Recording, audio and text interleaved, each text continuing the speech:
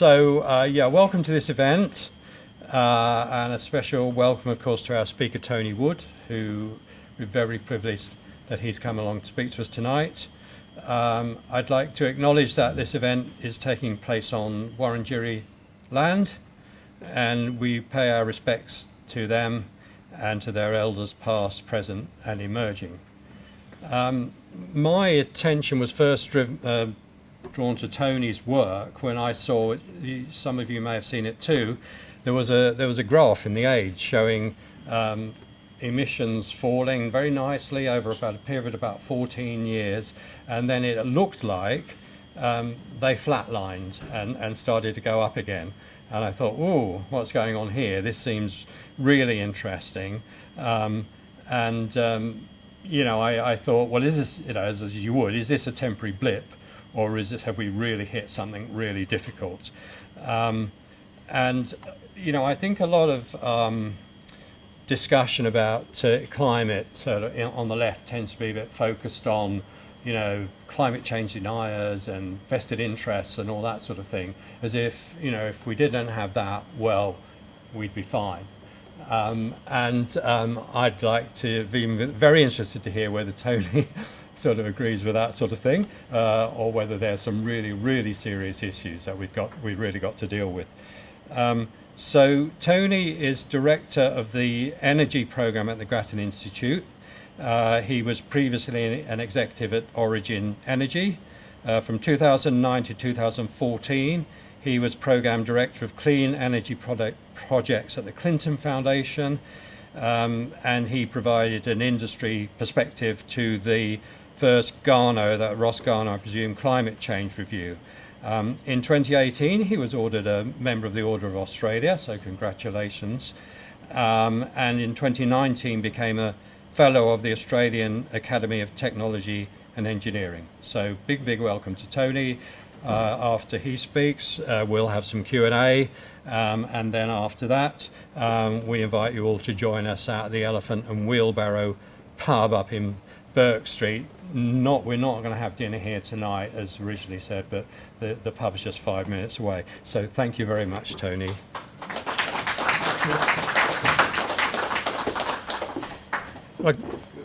Thanks, Jeff. My secret is that the reason I'm here is because of having dinner at the Elephant and Wheelbarrow pub, honestly. I haven't been there for a little while. Just to put some of this in perspective, a couple of weeks ago I was at an event and was introduced, and the person who introduced me said, and I provided a industry perspective to the first Garnaut review. Now, I can remember Alf Garnaut television program. I'm not quite sure what the connection was to that. But it shows you how quickly things move on, and many people have never even heard of the Garnaut review or Ross Garnaut. I haven't told Ross this, by the way, so maybe I never will. Look, I think what I want to talk a little bit about is this transformation that Australia is undertaking, and as needs must the rest of the world as well. I should admit, I do not believe in climate change. I accept the science of climate change. And as soon as religion and ideology enters the debate, you may as well stop. You can't have an argument with someone who believes that they have a God-given right to do something. And you only have to see what's going on in the West Bank and so forth to see what happens when people come at this from those perspectives. So unfortunately, there were two aspects of the climate change discussion in this country that are challenging about why it might be hard. Of course, it's not too hard. This is not a choice. The only choice we have is whether we do it well or whether we do it badly. It's not a choice of whether we do it at all. And I think people sometimes in today's world think, oh, it's getting too hard, we should slow down or stop. Well, that's not a choice we're going to have. As far as I know, Donald Trump has not put some sort of tariffs on God. Climate change is happening, and you don't have to look around very much to see it. So, Jeff, we might go to the next slide, and I'll try and put some perspective on this. Now, why do I say this is a transformation? It's also, we've described it, others have as well, as a industrial revolution, but to a timetable. And that makes it even more hard. And why do we say this? Because if you think that climate change, either the changing climate itself or what we're going to do to address climate change is not going to affect you, I would suggest you're wrong and probably haven't thought about it enough. Because it is going to affect all of us in some way. Some will be obvious and some not so obvious. And this is just a list here of some of the things that are going to have to be done and we are already in the middle of doing, and some of them are harder and some are easier than others. So for example, we're going to take an electricity system that's maybe a bit over 100 years old and turn it completely on its head, physically. And that's not an easy thing to do, and you can see that playing out now across the country as to where the challenges are now arising, because some people told us it was going to be cheap and easy and it never was. It doesn't have to be expensive and hard. In fact, it'll only be expensive and hard if we listen to those who say it's expensive and hard, because that'll make it harder and slower. We're also going to take a gas industry which is 200 years old, because up until the 1960s we used to manufacture gas from coal gas or Towns gas. We're going to basically shut it down. That's an issue. That's a way of describing things that the gas industry isn't all that excited about, to be honest. If you have billions of dollars invested in a gas network, that's not good news, right? And we use the term natural gas. Now natural gas, which is the marketing term for fossil methane, is no more natural than natural coal. We don't talk about natural coal, but it's one of the cleverest marketing terms I've ever come across, right? I mean, it must be good if it's natural. That is not necessarily true, as we see play out. Everything else, we have to fundamentally take industries which are really hard in some cases to decarbonise. Fundamentally, they are technical issues, they are big capital investment issues, and some of the technologies are yet to be really proven at scale. They will be hard. We've also got transport. For the first time, in only very recent years, we now have a new vehicle efficiency standard. Many of us, I was somewhat surprised when I first learned that we didn't actually have standards for the emissions from the tailpipes of our cars. We're one of the very small, like 2 countries in the world, in the OECD certainly, that had that position. That's all going to have to change. We know how to do it in one case, in some cases we're not so sure. So, and then we talk about agriculture. All of these are responsible for material proportions of our emissions. Next one, Jeff. So this is the journey. Now, this chart, the vertical axis is Australia's greenhouse gas emissions going to 2020. The vertical scale is 600 million tonnes of CO2 equivalent. That's because there are other greenhouse gases apart from carbon dioxide, and the way this is treated, they are all converted back to the equivalent tonnes of CO2 to work out the greenhouse gas warming potential of those various gases. About 612 million tonnes a year was what Australia emitted in 2005, which is the base year against now which most of our targets are measured. And you can see here that we went from 600 to about 450, where we are now, in a reasonably steady progression. I'll come back to how we did that. But as Jeff said, in the last 4 or 5 years things have flatlined pretty much. And there's some reasons for that which I'll also come to. Then you look at what the government is proposing to do, and the next bit between now and 2030 looks like a reasonably gentle slope. In real terms, for any of you who have ever skied, it's what you call the black run. This is going to be hard because we haven't done this before. It is very different from what we've done so far, and it's going to be harder. And that doesn't mean that, as I said, there's no choice here, but we better be clear on what we're doing and why and how. And then the black dotted line continues to meander along for a while yet, which is the numbers that the government put out 8-9 months ago, and the yellow line is where we need to be net zero by 2050. I won't dwell on the word net just for now. And those other little bits and pieces here are where the Climate Change Authority thinks we should be around about 65 to 70% below 2005 levels by 2030. You can see where that would be. And state governments, if you add up all their targets, would be roughly in the same territory. And they are suggesting we need to be, from a climate perspective, closer to net zero by 2040. So they're the sort of number, and you'll hear these buzzed around because one of the obligations that we have as a member of the Paris Agreement is we have to set these targets. We have a target of, and you can see there, 43% below 2005 levels by 2030.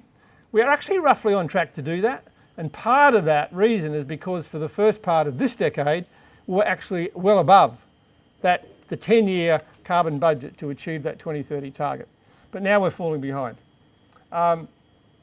The next government will need to set our 2035 target, and that will be a noise you'll hear, not so much during the election, because both sides of politics said they're not going to do it, but after the election they'll have that obligation. And we're not the only country, even though we were supposed to, have submitted our 2035 target to the Paris Agreement process by now. Quite a few other countries haven't yet. And everyone's more sitting around looking at each other, not just to wait and see what Donald Trump does, but more interestingly to what everybody else does. Because last time, when Trump withdrew from the Paris Agreement, pretty much nobody else did, and everyone kept doing it and basically hoped he'd go away. And he did, and we got on with things. Now he's back again, and it's a bit different. So how this is going to play out is providing a challenge, because the Climate Change Authority, the CCA, has the obligation to recommend to the Parliament what the next target should be. So that's some of the numbers about why it might, that those numbers look either difficult or easy. But when you look at the detail, Jeff, and next one, please, you can see what's going on here. Now these are the same, these numbers, these lines here all add up to the same total. They are Australia's emissions by sector. And this one does go back to 2005. And you can see here that there are two lines that are doing everything almost. That's interesting. One is land use. And you can see there, in 2005, it was contributing about 100 million tonnes a year to our emissions. Now, it's contributing about minus 88 million tonnes a year to our emissions. Basically, what's happening is the land is now a sink to absorb CO2. The problem is, that's caused by changes in land use. It's not caused by anything we've deliberately done to reduce emissions, and that's why it's flatlining, because you can't not clear the land more than once.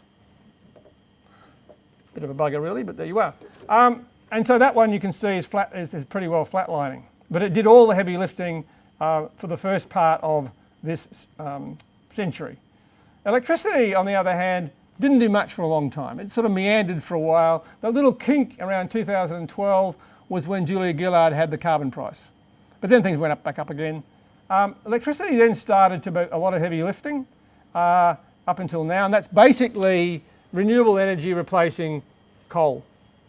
And you can see again that little bit of flatlining going on there, because our capacity to replace coal with renewables has become more difficult. The easy bit has been done. Our transmission system had plenty of capacity for connecting more renewables around the country. That capacity has effectively been used, and now we've got to build more renewable energy. We've got to build more transmission and storage, and that's much harder because we've got to build transmission lines through places of the country where people don't like them. And anyone who thinks a transmission tower is an attractive thing needs to have their site examined, I think. Wind farms, maybe. Transmission towers, no, not really. So there's a challenge there, right? So electricity has slowed because A, everything's more expensive. B, the regulatory process is 2/3 of stuff all effective. And 3, we have this question of social licence, which has not been handled well, particularly in Victoria and New South Wales. And so the suggestion that electricity is going to have its own black run, you can see there between 2028 and 2033, is quite extraordinary. And what it's basically saying is we're going to build an awful lot of renewable energy in the next few years, driven by a particular policy instrument in which basically the federal government is going to underwrite a whole lot of renewable energy. And the problem with that process is that it's not the renewable energy itself that's the problem, it's building the transmission grid to connect the renewables is where the challenge is. And if we don't get that right, people won't be able to connect their renewable energy to anything, and that's not very helpful. And you'll also notice that the rest of them have just about done nothing. Basically, transport emissions have have gone up and down a bit. Certainly went down in COVID. You can see that sort of red one in the middle there, and then went up again after COVID. Heavy industry basically is doing not very much at all, and so on. So the rest of it hasn't done much. The problem is all of these lines have to move down if we're going to get to net zero by 2050, all of them. And that's where the big challenge starts to arise, because even if electricity does survive to the bottom of the hill and the black run, there's not much more it can do, because it's already at 70% below 2005 levels. If it gets to 80 and 90%, the last 10% of getting emissions out of the electricity sector are very hard, because you've got to deal with two things. One is a German term, Dunkelflaute. What it means is dark doldrums, and what happens is, and we had one of these for a while last year, when it's winter time, it's a bit colder, the days are shorter, so there's less solar. We can have correlated wind drought, and we did have this in South Australia and Victoria at the same time. And we had a water drought in Tasmania, and it looked really, really nasty for a couple of weeks. Fortunately, those things turned around, it was all okay, but that was almost pure arse, to be honest. And on the north of Australia, we have the opposite. You see what's happening right now. We've had the damage that was caused by the cyclonic winds and all that sort of stuff, but now the cyclonic depression sits there, and it rains every day, it's cloudy every day, and it's very little wind. And so you get exactly the same effect, and you need something to support wind and solar in that circumstance. And we don't have a solution for that last bit. So there's some of the challenges we have. Jeff. This is not all bad news.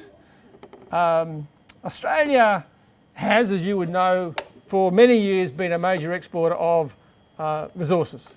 We don't add a lot of technical value, but our resource extraction businesses, particularly iron ore, coal, and LNG, are world leaders in doing that. And BHP, Rio Tinto, those sort of guys have been doing it for a long time, and they do it globally well. The challenge is that some of those things are going to be tricky, right? The only thing you can do about emissions from coal mines is to stop it.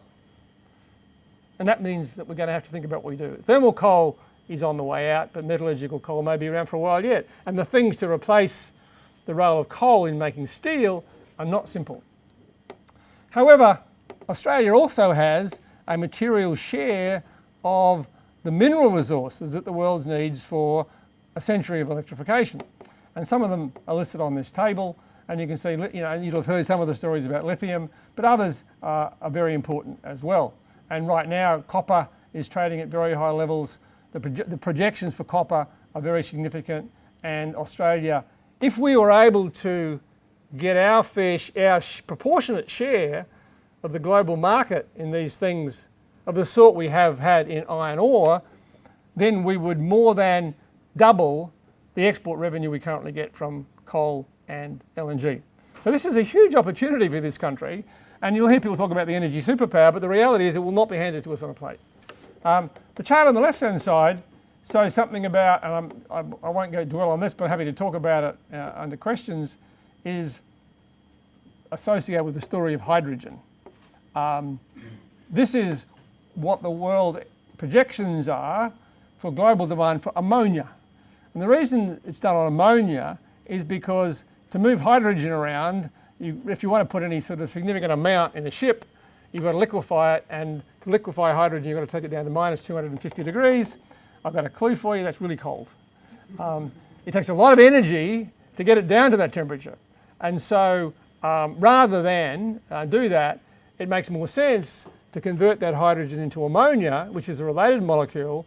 Ammonia can be used in a power station, and it can be used for a lot of other things that you could use hydrogen for. So that's one way of transporting hydrogen to other countries, and that's what this is all about. And also, ammonia is one of those things that could be used as a marine fuel to replace one of the more climate unfriendly fuels we have, which is bunker oil, which drives a lot of shipping. So there's some huge opportunities for Australia if you can get this right. And this is what I mentioned Ross Garnaut before. This is what he calls the superpower story. That there is this big opportunity for Australia. But we've got to get the balance between hype and hope with the hard work. And that's where the story of hydrogen and some of the associated things becomes quite challenging. Happy to explore that if you'd like. Next one, Jeff. So, just quickly now, some of the things where we are today. I mentioned before our emissions are down. We do have bipartisan support to this target of net zero by 2050. If any of you have either seen him interviewed anywhere, Matt Canavan does not agree with this. He doesn't think there should be a bipartisan support to net zero at all. So it's not exactly a unanimously supported view within the current coalition parties. We don't have across-the-board policies to reduce our emissions, which is the only time we had one was briefly when Julia Gillard was Prime Minister. Progress has been mostly in those two sectors that my chart showed you before, and one of the challenges we have is cost of living is now dominating a lot of our conversations. Again, that's an interesting conversation we can talk about if you want to talk about nuclear in terms of what happens with cost of living. And then also I think this issue of what we can do with the opportunities we have ahead of us. Next one. This is what we should do. Firstly, in our view, the next target should be 60 to 70% below the 2005 levels by 2030. That's basically what the climate science says, and by having a range, it allows some flexibility for the things we don't know about, and geopolitics would only be one example. We do need to combine a number of things together. I mentioned the new vehicle standard. We need to make sure that stays in place, and there's another policy which was introduced by the Abbott government when Greg Hunt was minister, called the safeguard mechanism, which is basically a constraint on emissions from heavy industry. It's only been recently operationalised by the Labor government, and we haven't yet seen whether it will have the impact it's supposed to have. We need to have something called the net zero plan, but particularly this last one, the government has and you may have seen television advertising on this one, future made in Australia. Now, we've got to be very careful when we say future made in Australia. That does not mean we just make stuff. What we should be thinking about is what are the things that play to our advantage in a competitive way, and think about making those. I'll give you one example. The dumbest thing we could do has been make solar panels in this country. The dumbest things we could try and do. Why is that? Because the Chinese right now have the capacity to make twice the world's need for solar panels. Why would you think about picking on them as a competitor? However, and by the way, there's only one company in Australia that sort of makes solar panels. They assemble them, but they put it together from materials including solar cells. Guess where the solar cells come from? So you don't actually reduce your dependence on China by doing that. On the other hand, if you think about the supply chain, for where does the silicon come from? It comes from sand, and the technology to turn silicon into silicon oxide, which is sand, into silicon, is not that much different from turning iron oxide into iron, and the role of hydrogen and so forth is really interesting there. So there are places in supply chains where manufacturing could actually add real value to our mineral resource using our renewable energy, and that's where we should focus the future made in Australia policy. And then finally, quickly on these couple of slides, on the energy sector, Jeff, if you could. This next one, sorry, yep. Is it all too hard? So here are the things, I've mentioned some of these, but there are the things that I don't do forecasts. If someone asks me whether electricity prices are going to go up or down, my answer is yes. I can tell you the sort of things that will probably influence that, and after the event I'll tell you exactly what caused it. I'm not an economist, but I do have a few economists who get annoyed when I say that. So I mentioned before setting targets and meeting targets.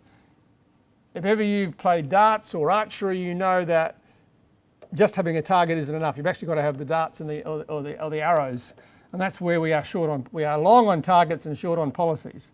So that's why people keep announcing more and more aspirational or aggressive targets, but very few policies that really are designed to do something about them. I've mentioned already the mess we have with building the transmission grid. We are, as a consequence of that, seeing a situation where we've had to enter into agreements to buy a bit of insurance, in case our coal-fired power stations close before the rest is ready. Now, I don't have a problem with that. I have a problem with the fact we have to do it, but that's where we are, and that's where we may be yet for a little while. So I think most people here probably live in Victoria. Victoria, you may already know this, is running out of gas. And yet, we have to get off gas. And some of you may know the Victorian government's got some policies to try and help us do that. Because in Victoria, we use more gas in our homes, particularly for heating our homes, than most other parts of the country does. And yet getting off gas is tricky. Many people prefer to cook with gas, and a lot of people's homes and apartments don't have the capacity easily to convert from gas to electricity, even though almost everybody would be better off financially if they were on an all-electric home today. But making that shift is not simple. So sorting out the gas mess is a really nasty problem. It's got multiple dimensions, but it is becoming quite urgent. There are some technology issues that I'm more than happy to talk about if you're interested. I mentioned hydrogen only briefly, nuclear almost as briefly, and the role of technology. The other one is carbon capture, use and storage, which has again been a concept around for at least 20 or 30 years. Hasn't got very far, but there's a lot of activity in that space today. And then of course, the fact is that energy is political, and anyone who works in the energy industry or thinks that what we could do is get governments out of it, just go and get another job. It's not going to happen. Energy by definition, it is energy which in many cases gives us the economy we have today. And without energy we probably wouldn't be doing this, and as a result of that we have the economy we've got today, but we've had that on the back of a whole lot of things that are now proving to have their challenges. We've also got what happens, and you can see the geosecurity issues associated with energy playing out big time as a consequence of the Ukraine war. And that has an impact on Australia as well, because it's impacted the cost of gas. And now, of course, we're seeing the US taking a very interesting view under Trump. The previous government, Biden government, had something called the Inflation Reduction Act, the IRA. Now, I used to think the IRA was a terrorist organisation. The reason I say that was my grandfather was in the IRA. And 101 years ago, he was in Ireland and was captured by the British, and he and his brother were sentenced to death.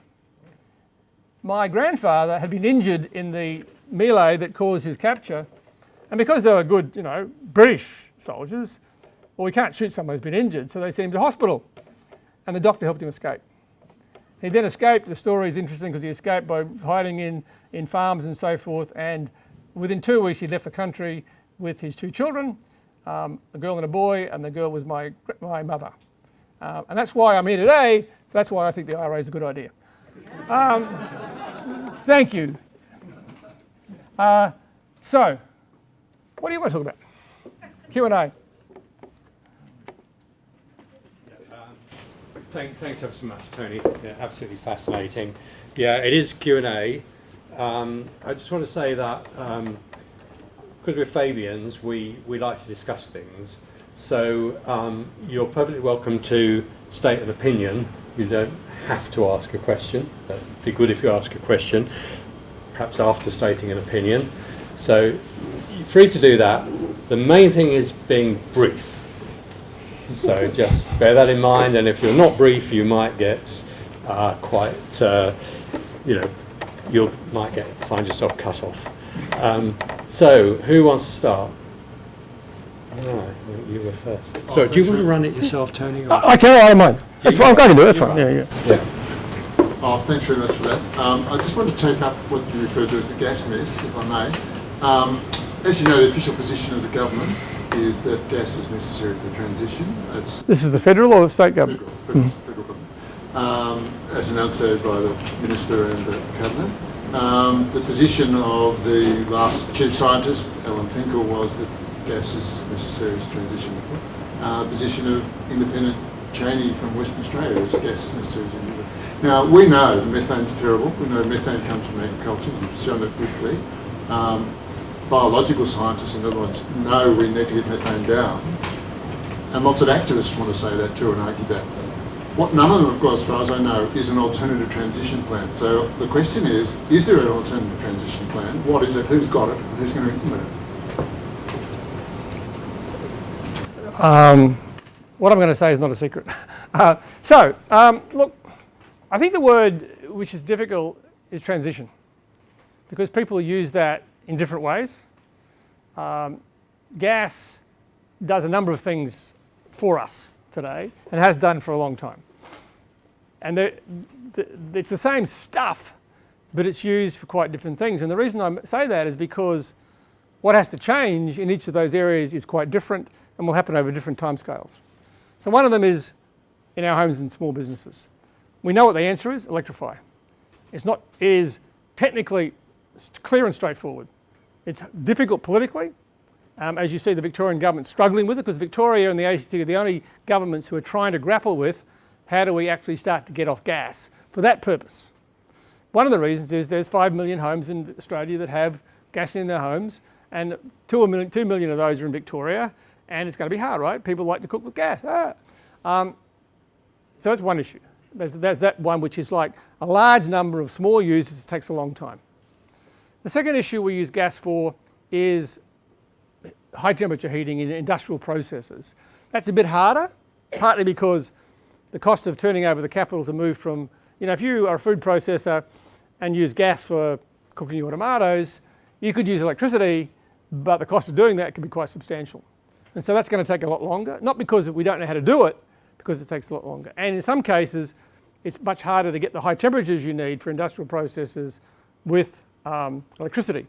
That's one area where maybe electricity starts. Now, I think we're going to make a lot more progress on that, but that's a challenge. The third one is using the chemical gas, methane. That is, we use methane to make hydrocarbons, chemicals, explosives, fertiliser. In that case, again, we know what the answer is. It's hydrogen, and we currently get the hydrogen from cracking methane. Hydrogen will be the answer, but to do that, you've got to get low-cost hydrogen, commercially competitive, and we're not there yet. And those ones, I think the answers are fairly clear. The one where gas has a very interesting role is the fourth one, and that is for power generation. Now, we used to use gas, particularly in some parts of the country where there was more gas than coal, for power generation, South Australia and to some extent Western Australia. We started using gas more and more to meet peak demand, because gas is the most expensive fuel, but it's also a relatively low cost capital. And so the trade-off can work quite nicely. The way I describe gas in the future, or the role for gas in the future, is we're going to move away from methane in those three areas I mentioned before, and the fourth one we're probably going to use for a while yet, for power generation. It doesn't matter all that much. The current projections for gas use by 2050 to get our electricity system to the point where it would be 98% renewables backed up by storage and so forth, with 2% gas, would be less than 1% of our current emissions would come from burning that gas. The role for gas would be small, but it's a cameo role. It's like getting Judi Dench to walk on the stage for only a few minutes and get the audience in, right? It's got to be there, but it's not on stage for very long. So that's why the gas story is a little more complicated. Oh, it's just a transition fuel. Now, people who use that term sometimes mean we're going to have to keep using gas in all those areas for a long time because we like it. We don't seriously want to do something about climate change. It's very difficult to get a clear answer. There are alternatives to using gas in that last role. One would be maybe hydrogen. I don't think so, but maybe.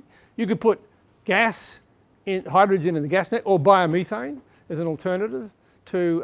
So biomethane is when you make methane, but from biological materials. And arguably, if that biological material was going to basically decay and the methane was going to go into the air, if you capture that and use it to make electricity, you could argue that's a net zero use of net zero outcome, right?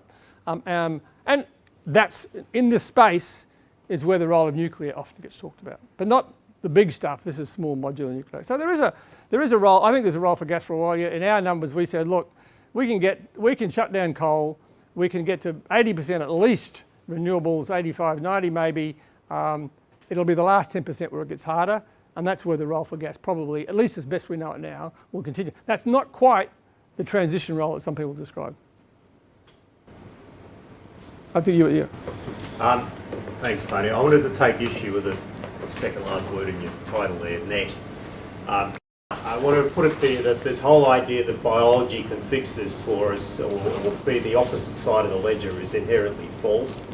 An example is the emissions that we had from the 2020 bushfires were estimated to be 140% of everything else that Australia emitted for that year. And for accounting purposes, we just completely ignore that. Most of the carbon credits claimed under the safeguard mechanism are inherently worthless. You mentioned about, we can only clear the land once. Well, I'll put it to you that somehow they're going to find a way to do it more than once, because otherwise we just inevitably end up with that kind of problem that Jigsaw Farms down in Western Victoria farm. It's an agriculture business that try to do all the right things, but they've got to carbon saturation, and now they have to maintain that management indefinitely. Otherwise, they've got to report it's all actually going back into the air. So there's we don't have any other alternative at the moment to balance the other side of the ledger. And isn't it inherently a problem that biology inevitably goes through this cycle where it all goes back into the air? Yeah. Look, probably the only reason that was in that slide is because our legislated target is net. The Climate Change Authority, we've done numbers on this, the Climate Change Authority's done numbers. If you look at all those sectors, and instead of wishing something, said, okay, if we really pull out all the stops between now and 2045, 2050, how far could we get? So you'd be left with a bit of electricity of the sort I mentioned before, coming from gas. Unless we all start turning ourselves into vegetarians, we're going to have burping and farting cows and sheep for a while yet. There are things you can do about that, but not completely. Some of the heavy industry, it's really hard to see how you're going to get there by 2045, 2050 to effectively to zero. And there is a very strong movement right now that says, no, the only answer is zero. But Twiggy Forrest, he runs that argument, which is an interesting one given where he comes from. So the question this issue is all about is, as we get to that point where we're getting closer to zero, are there things we just can't do much more about because it's become technically very hard or very expensive, and can we do something about that? There are only three things that people talk about. One is planting trees. The other one is basically soil carbon, basically re-enriching the carbon that we took out of the soil in the first place as a result of agricultural practices over the last 300 years. And the other one is direct air capture. Right, that is basically a big vacuum cleaner sucking CO2 out of the air and burying it underground. Now technically these things are possible. Technically you can turn carbon dioxide from the air into something that looks and behaves like a Besser block, if you know what that is, right? Basically a carbonate material, like limestone, effectively. I've seen it working in a plant, CO2, react it with calcium or magnesium, got a solid carbonate, and away you go, right? Really expensive to do. Technically, you could convert CO2 back into a hydrocarbon, and people are talking about doing that to make aviation fuels. So you could actually do something with the CO2. But you're talking about taking it out of the atmosphere, right? And those three things I mentioned are either very expensive or highly debatable in terms of their environmental integrity, exactly what you described. I think some of them are fine, some of them are not fine. And we're still in a very unfortunate position where I think the process by which, there's a thing called human-induced regeneration. What it is basically is saying, you see this paddock, I've had cattle grazing on there for the last 30 or 40, whatever years. I'm going to take cattle off that paddock, and I want to credit because that paddock is going to grow back by itself. There is very little to say that that will actually happen, and actually those trees will grow and they'll absorb CO2. And of course, as you said, the other problem is that when you have bushfires, if you've actually got credits for doing that, even if it was one that was valid, and some of them almost certainly are valid, the trees do grow and they do absorb CO2. What happens if there's a bushfire? and all bets are off. Well, who's responsible for those emissions? So it is a very problematic area. I agree with you completely, and there's a fair way to go, because so much of what people talk about by 2045, 50 assumes that this will be able to be done in a way that has environmental integrity. And I think there's some big questions about it. Oh, thank you. Paul Reid from Fabians Review and University of Technology, Sydney, and congratulations to your granddad. I'm also descended from the Fabians. A couple of quick questions, and I think I'll make them reasonably simple. The first one, I can never get my head around, to what degree the exports of gas and coal are counted within net zero for Australia? So when we talk about net zero, Yeah. The emissions when that gas and coal is burned somewhere else, you mean? the emissions being burnt by another country, Yeah. Okay. are they counted No. within our net zero? No. budget? They're not. No. And that's because that's the way the rules work, right? We don't count emissions in Japan when they burn our gas. They don't count emissions when we drive their petrol cars. Even though ultimately we're actually gaining the economic. That's not arguable. That's inarguable, absolutely. But that's the way the rules work. Now, what will happen is when the Japanese decide they want to do something different, then we won't have that export anymore. And there are people who would argue that we should basically, the accounting system should change. The carbon accounting system should be based upon those who are responsible for this stuff. So, it's a bit much if, the cigarette company says we're not responsible for people who die because they smoke our cigarettes, or, the people who used to make asbestos. James Hardie had no responsibility for what happened when people died from asbestosis. Right now, there's an interesting argument there, but at the moment the accounting rules for carbon are the way they are, and the emissions in the coal and gas that we export today are more than the emissions produced in Australia from everything. Yeah, and that leads into my second question, which is asked on behalf of Dr. Tony Webb, who's with the research group at Fabians, because he couldn't be here tonight. He asked me to ask, to what degree can the government make licensing arrangements for countries that we're exporting to, such that they are towing the party line? Yeah. Look, there's two things to that. One is some companies, and you could argue whether you believe some of these companies, but companies like BHP have decided that what they've said is, look, we export metallurgical coal to countries that combine that metallurgical coal from Queensland with our iron ore from the Pilbara and make iron and steel from that. Right now, the technologies to do it another way are not well developed. We're going to work with those countries to help them make green steel without coal, and we'll help them develop the technologies. That's one way of doing it. The other way is, and this is starting to happen, but it's relatively nascent, and it plays into the Donald Trump territory in a sense, and that is to introduce what's called carbon border adjustment mechanisms. So when we had the carbon price in 2012, when Julia Gillard was Prime Minister, the idea would have been, if they'd been re-elected, that would have then become a proper carbon trading scheme, would have been linked with the European trading scheme, and would have effectively been carbon would have been a currency of exchange between the two of us, right? It never happened, but that was what the people's grand plan was. The world would look like that, and carbon would be traded in the same way that money is today. That looks like it's going to be much harder, so the idea is to say, well, look, if we go and do something in our country to force our companies to reduce their emissions, then we should be protecting those companies against imports from countries that don't do something.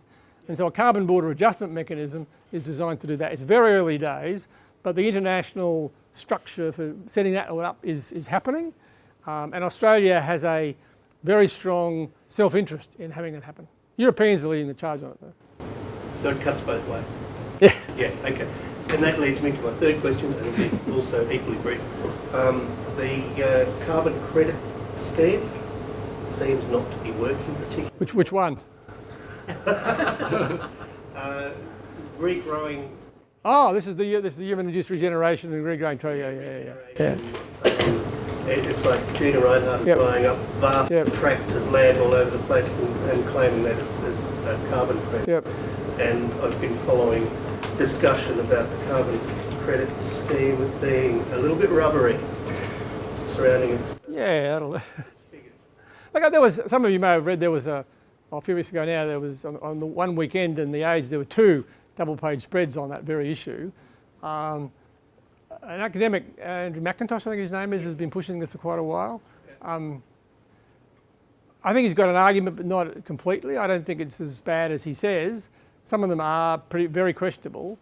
That's where I'm getting the information from. And it's hard. The problem is what we should be doing is saying, look, when we introduce a methodology that says we're going to do something which in theory might reduce emissions, okay, we'll give you the benefit of the doubt. You've convinced me this could work, but we're going to monitor this. And if it doesn't work, we're going to pull it back. And this is, some of those farmers who were being interviewed in those articles were caught because in good faith they were told they could do this.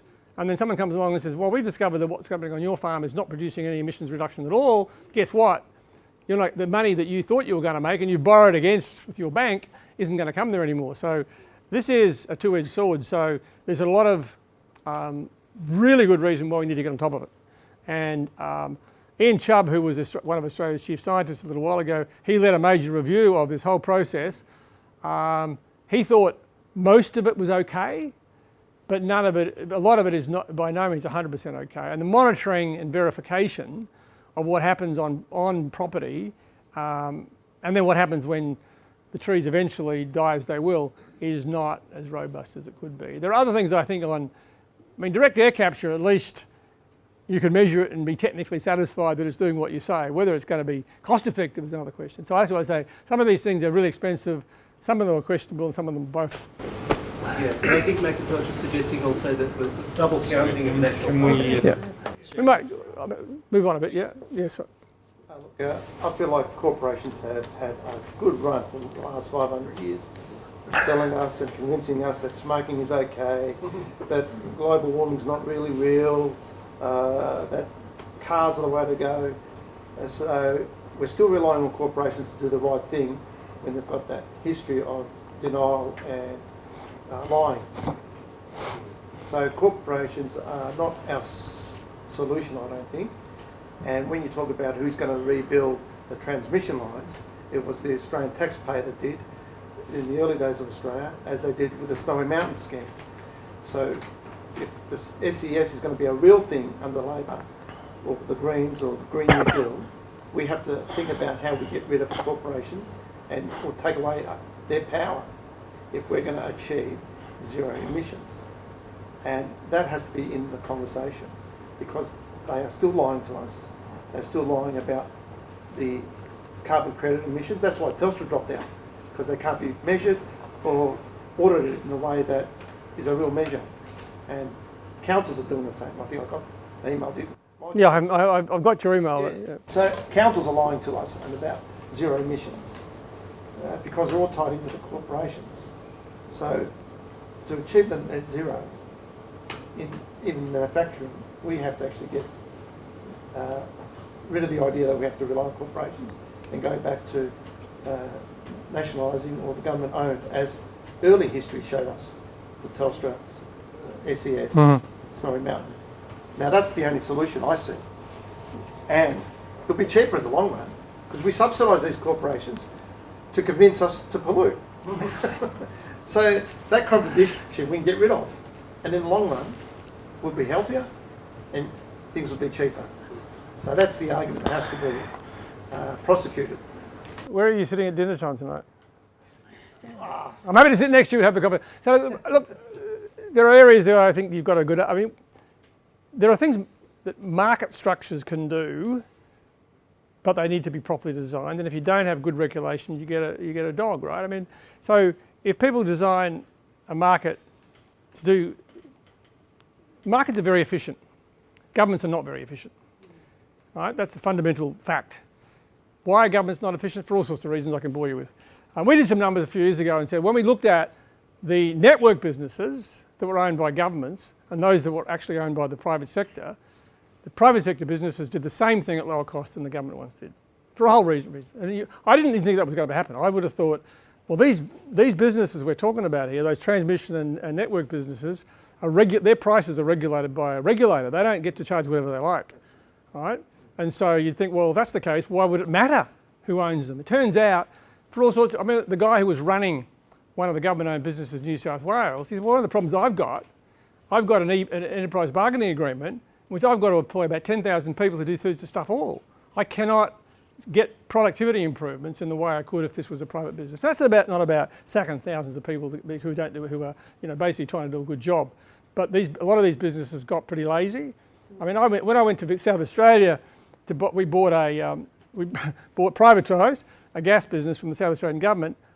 I could not believe the flash offices and the cars these guys had, right? These are government businesses. So I'm not sure I agree with you, the fundamentals, that all governments are good and all companies are bad.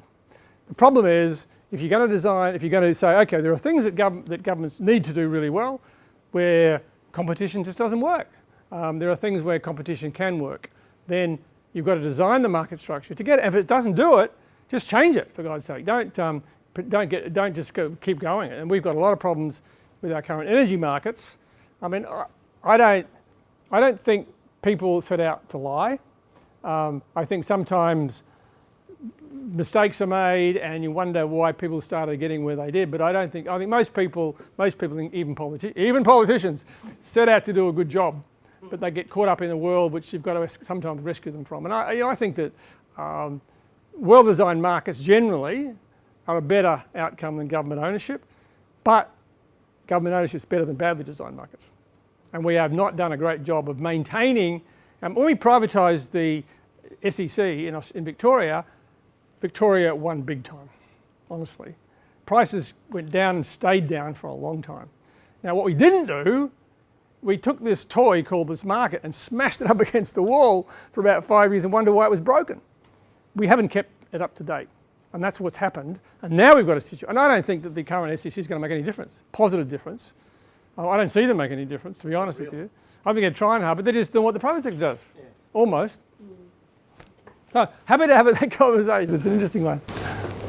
Yes, one what you thought about energy efficiency. So like, I mean, we're still using working downlights and globes. We're having LEDs. We're using about 1/20th the amount of electricity. Another thing was just with because one of the advantages, I say, burning gas to make electricity is that you can switch on and off very quickly. Yep. But that's also the same with hydro, so maybe we should be using the hydro for that peaking. Yeah. Look, there are not many things that a government can do. I was talking to Jeff about this before, that have an impact quickly.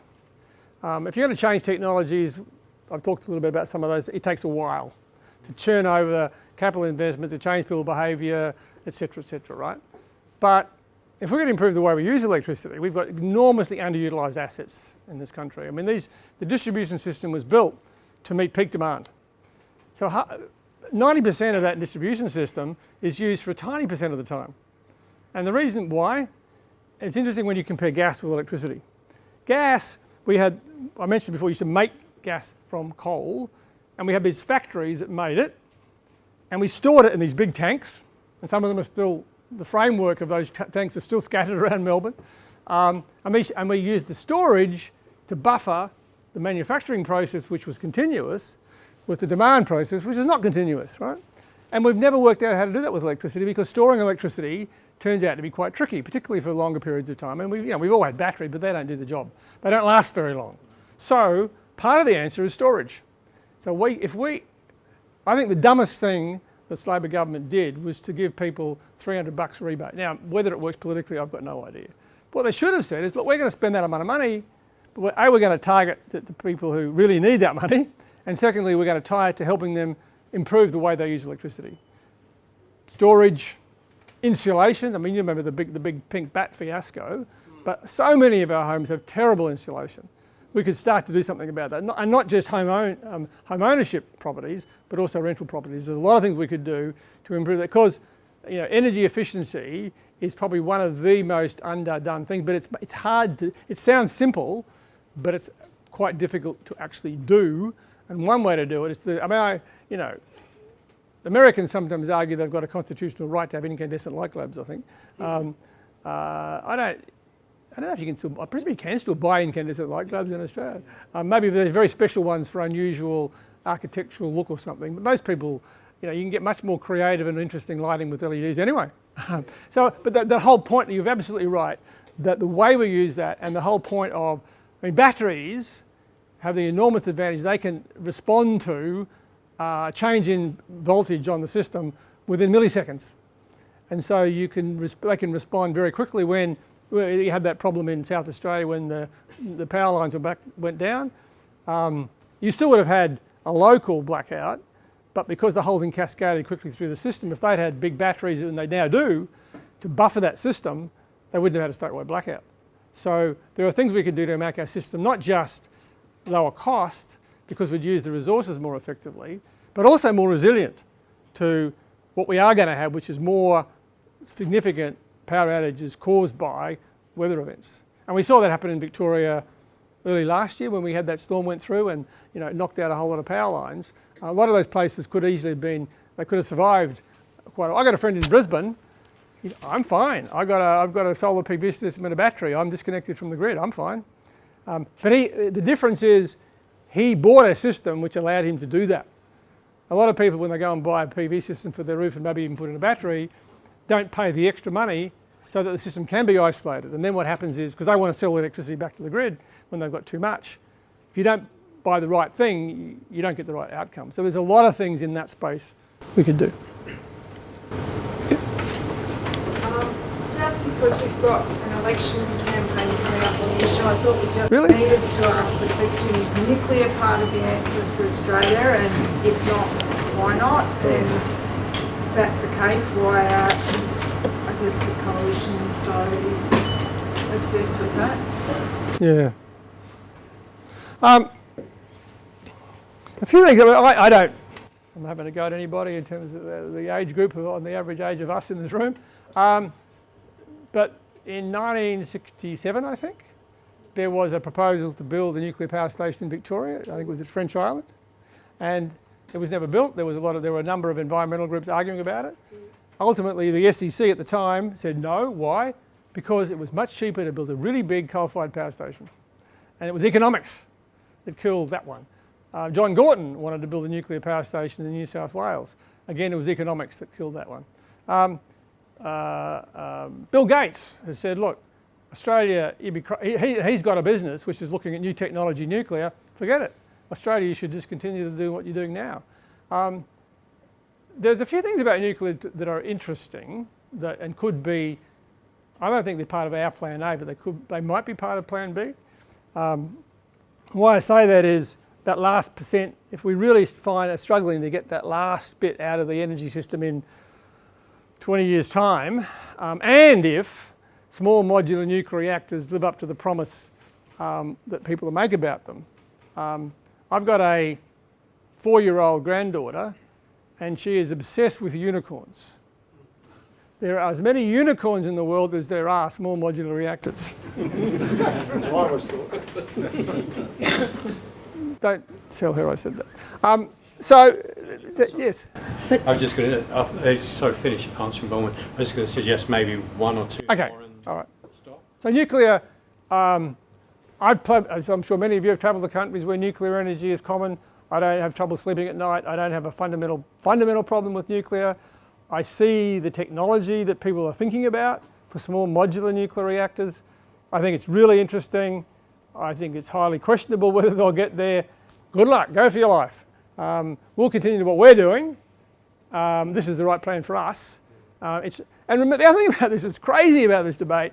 If this really is the cost of living election, some technology which is not going to be delivered for at least 20 years is not going to affect our cost of living today.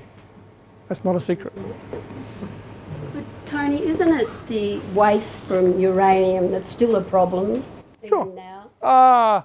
I'd rather have waste from nuclear than waste from coal-fired power stations. There's so much less of it for a start, right?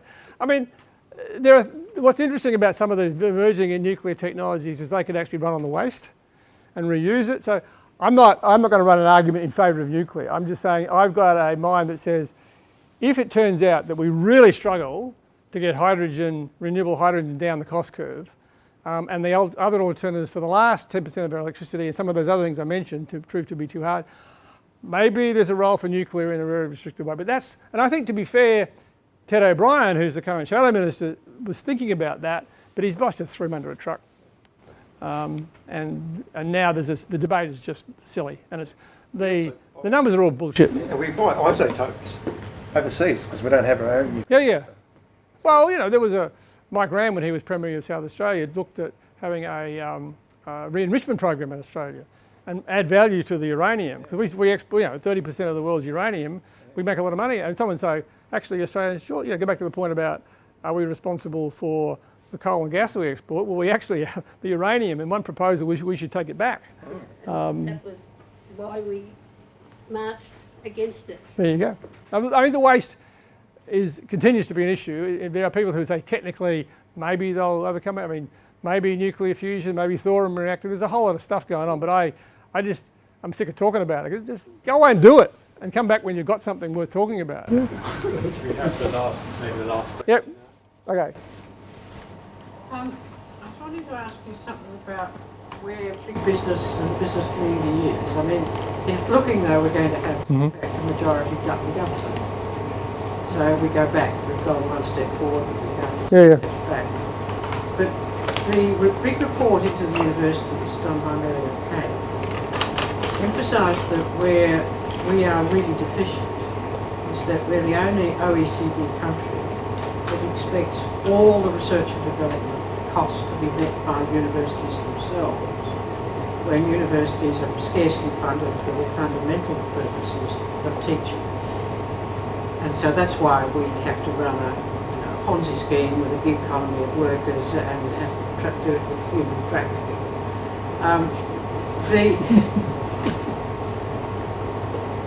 What private industry has not stepped up in this country.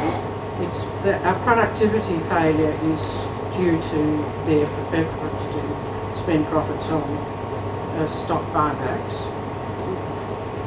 What's the state of the culture? I mean, there's obviously two sectors. There's the big business, and then the largest employer of people in the country are small businesses who've got very little capital.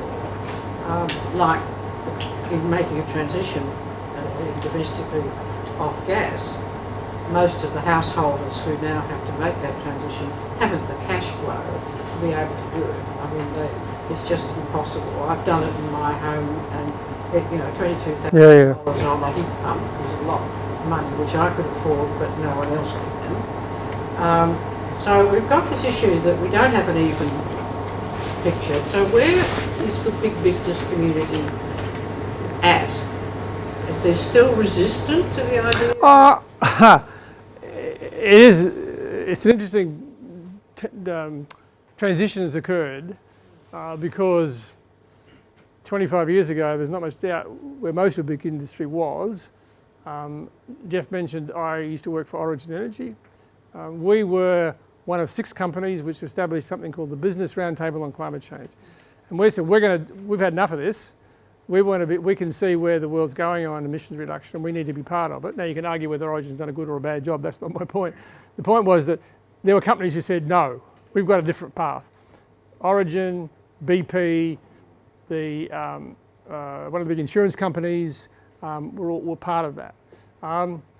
Interestingly, when the Labor government got elected in 2022, the Business Council of Australia very strongly supported a thing called the safeguard mechanism, which effectively is a carbon tax on big industry.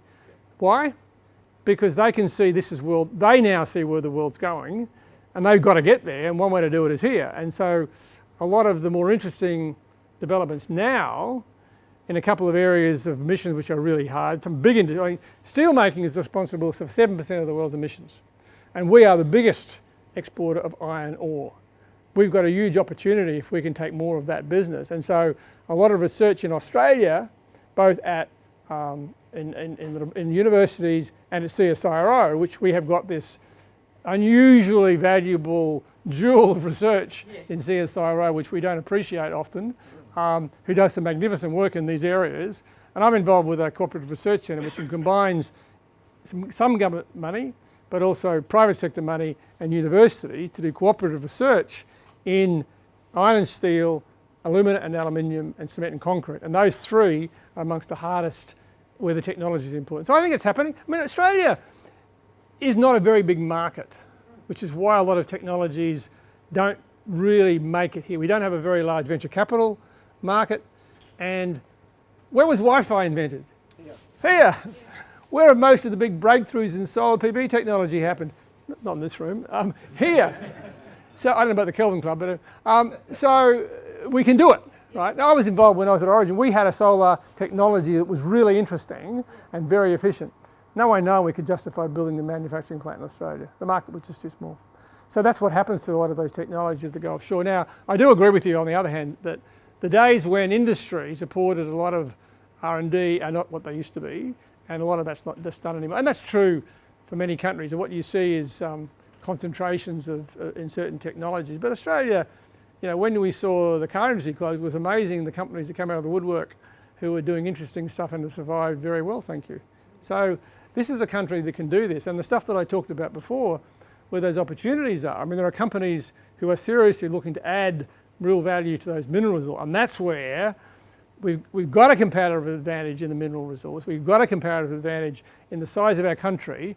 And we've got 2/3 of stuff all to do with all this energy we can produce from wind and solar. We can do this, but it's going to require a serious commitment from industry and with government. I mean, we talk about industry policy these days. Industry policy is not about industry and government funding everything, but it's about industry working with government to produce a much better outcome than we're getting today. And that means that having industry, and that's what that Future Made in Australia could be about.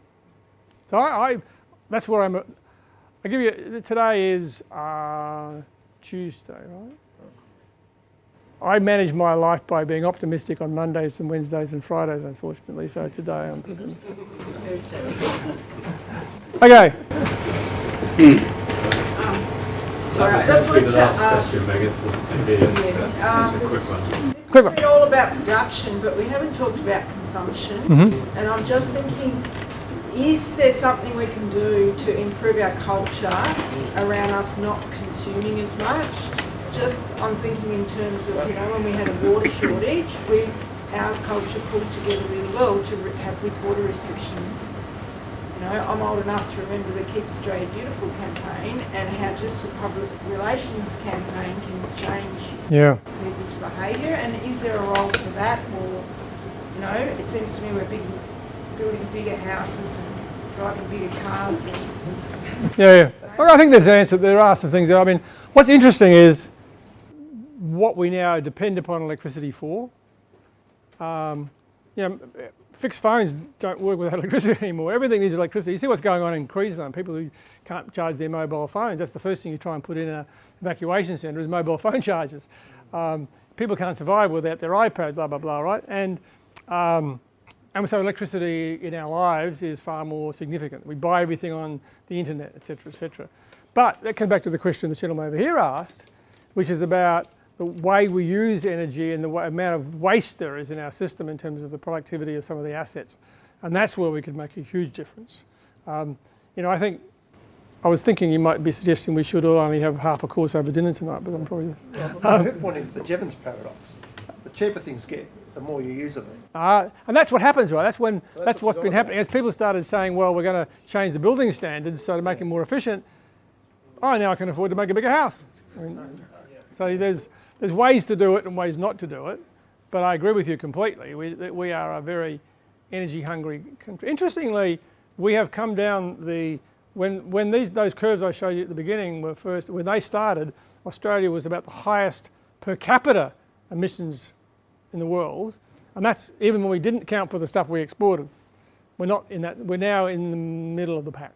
You reckon? Oh, we're going to be Did people. we come down while others came up? No, we came down. I mean, we've gone. We had in 2010 we had about 8 to 10% of our electricity was renewable. It's now 40%. Oh, yeah, that time. That's a huge change. The government's going to get killed if they don't get to 82% renewable. If we go to 75%, we should be celebrating, really. And because we don't, we therefore are going to, you know, people have, I blame Chris Bowen for this, what they shouldn't have done is set themselves up as though if we don't get to 82%, the government has failed. No, the government, we've done an enormously good move. It's harder now than I mentioned for the reasons I mentioned before. But we have made some huge gain in some areas. The other areas are now harder. But electricity emissions have come down. Like I mean, Australia is about 30-something% below where we were in 2005. Electricity generation, which was the biggest source of our emissions, is 70% below what it was in 2005. And we're using more electricity. So there's been enormous progress, and we can build on that progress if we get it right. And that means both the generation side or the supply side, but the demand side is very important. And if we don't get it right, it's also, in some ways, the cheapest thing we can do. Well, I can see that a lot of people would like to stay on quite a bit longer, but I do remind you there are pubs and which fulfil that purpose. So you're all invited to join us, and Tony as well. I mean, if you'd like to, but I will. It's up to you. Oh, brilliant, there you are. So the Elephant and Wheelbarrow in Burke Street, which is about a 5-minute walk, is where we can continue this as long as you like, and I'm sure we'll all be very pleased to buy Toadie a few drinks. He certainly deserves it. Okay. So absolutely fascinating evening. Thank you very much, and thank you for